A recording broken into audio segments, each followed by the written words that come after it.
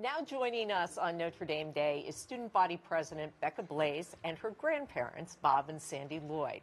And they are here to share the story of Becca's journey to Notre Dame. And welcome to all of you to Notre Dame. Becca, I've known you for, 3 years now? And I never knew this story. And as I told you earlier today, I think the motto of this story is when people say, always be kind because you never know what somebody is going through. This is an example. So you spent your sophomore year in high school in isolation with your older sister, Jill. How did that happen and why? So both of us were sick with a rare genetic blood disorder called HLH, and we had to go into the hospital to get bone marrow transplants, which leads you into getting chemotherapy and isolation so you can regrow a new immune system from the transplant. And so going through isolation, and then you get out of isolation. Suddenly you're in this hyper, got all these doctors around. Then you get out of isolation. What happened after that? So I actually came out of isolation before Jill did, and I went to go live with my Nani and Poppy. Jill actually had to stay in the hospital, and she actually lost her fight to HLH and passed away from it.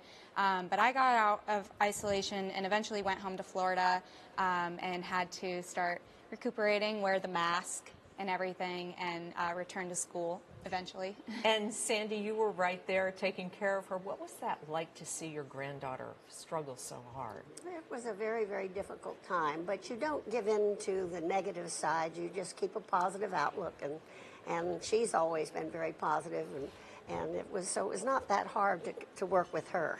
And Becca has always had this, she never gives up.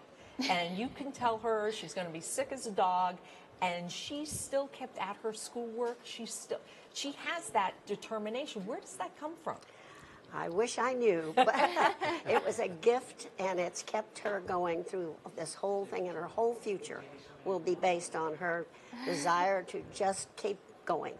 So, Becca, that's you in the pink scarf. Is that Yeah. Jill in the blue t-shirt? Yeah, that's Jill. Oh my gosh. And you lost all your hair. Yep, we both lost our hair. So the chemo right before you get your transplant, it kind of does the worst damage, and you lose all your hair. And I remember actually running my hand over my head and just all of it coming out. And then Jill actually just took the initiative and shaved it all off after dyeing hers blue.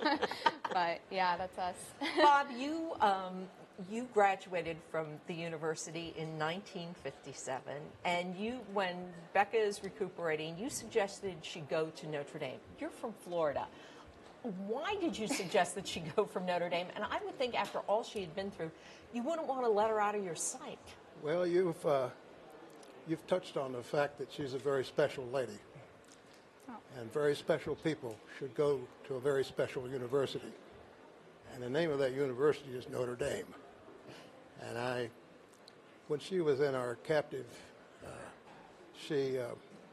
I would make sure that she saw Rudy several times and knew Grantland Rice's famous opening to his article, The Four Horsemen of Notre Dame, and then, of course, the history of Notre Dame football. And we showed that several times. Becca, can you name the Four Horsemen? Oh my gosh. Stool Dryer, Crowley, Layden, and Miller. And Miller. Yes. Very good. Excellent. You get an A for Notre Dame. Yes. So when you came up to Notre Dame, you still were you were wearing a mask at that point, right? Yeah. So I had to wear the mask because when you get the bone marrow transplant, you're letting your immune system regrow, and so I had to make sure I didn't pick up anybody's germs. So I had a bright blue mask on, and I had a little tiny afro from my hair growing back in, so I really just stood out a lot. But yeah, I mean, I stepped on campus and fell in love with this place. You haven't told your story. As I said, I've known you for 3 years. I had no idea. Yeah. Why did you want to tell your story today?